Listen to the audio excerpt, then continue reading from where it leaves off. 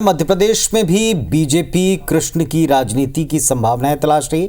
जब से मोहन यादव मुख्यमंत्री बने हैं, मध्य प्रदेश की राजनीति में अचानक से कृष्ण प्रासंगिक हो गए। बिल्कुल, राम की राजनीति किनारे होती नजर आती है तो सत्ता के गलियारे में अब कृष्ण की ही गूंज सुनाई दे रही है। दरअसल मोहन सरकार ने जन्माष्टमी पर स्कूलों की छुट्टी कैंसिल करने का आदेश जारी कर दिया। हालांकि बीजेपी का यह प्रयोग कांग्रेस को अब हजम नहीं हो रहा है।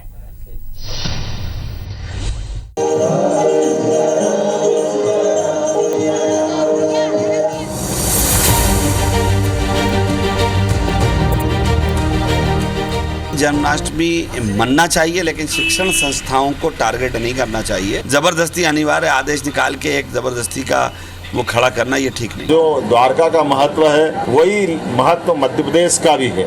मध्य प्रदेश में भगवान श्री कृष्ण की शिक्षा हुई है, भगवान कृष्ण का, और परशुराम जी महाराज ने उनको सुदर्शन चक्र दिया है। मध्य प्रदेश में अब जन्माष्टमी पर सियासत गर्मा गई है। बीजेपी और कांग्रेस आमने सामने हैं। दरअसल कांग्रेस को जन्माष्टमी पर स्कूलों की छुट्टी कैंसिल किए जाने पर ऐतराज है। कांग्रेस का दावा है कि बीजेपी सरकार एजुकेशन सिस्टम को तबाह कर रही है, स्कूलों में अपना एजेंडा चला रही है, जिसका खामियाजा सरकार को एक न एक दिन जरूर भुगतना पड़ेगा। दरअसल मोहन सरकार ने हाल ही में 2 आदेश जारी किए हैं। पहला आदेश था सभी सरकारी संस्थानों में छुट्टी का, लेकिन कुछ दिन नहीं बाद दूसरा आदेश जारी हुआ जिसमें स्कूलों की छुट्टी कैंसिल कर स्कूलों में जन्माष्टमी पर सांस्कृतिक कार्यक्रम किए जाने का जिक्र था। खैर, कांग्रेस को बीजेपी सरकार का यह फैसला हजम नहीं हुआ। ये परंपराएं, धर्म की परंपराएं घरों में जिससे अच्छे से दी जा सकती है, माँ बाप के द्वारा, परिवार के द्वारा, वो कहीं और नहीं दिया जा सकता है।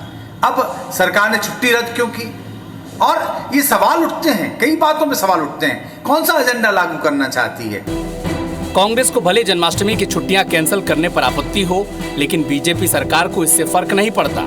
पूरे प्रदेश के सरकारी स्कूलों में आयोजन हो रहे हैं। कृष्ण लीला और उपदेशों के बारे में बच्चों को बताया जा रहा है। खुद मुख्यमंत्री मोहन यादव आज Ashoknagar, Bhopal central jail, CM house में, उज्जैन के गोपाल मंदिर और उज्जैन के सांदीपनि आश्रम में जन्माष्टमी का त्यौहार मना रहे हैं। इससे पहले मोहन यादव ने राम वन गमन पथ की तरह श्री कृष्ण पाथेय बनाने का फैसला लिया है।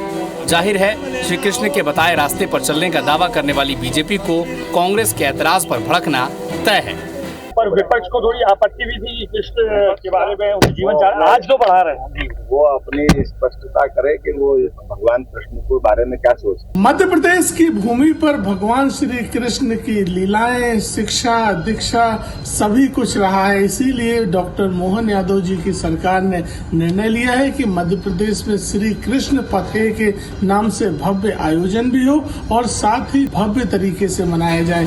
कांग्रेस फिलहाल विपक्ष में है। जाहिर है, बीजेपी सरकार का हर फैसला प्रतिपक्ष के नाते कांग्रेस के गले नहीं उतरेगा, लेकिन सवाल तो कांग्रेस की नीयत पर भी ये खड़ा होगा कि क्या नेता प्रतिपक्ष की जिम्मेदारी निभाने के लिए सरकार के हर फैसले का विरोध करना जरूरी है। नवीन कुमार सिंह, IBC 24, भोपाल।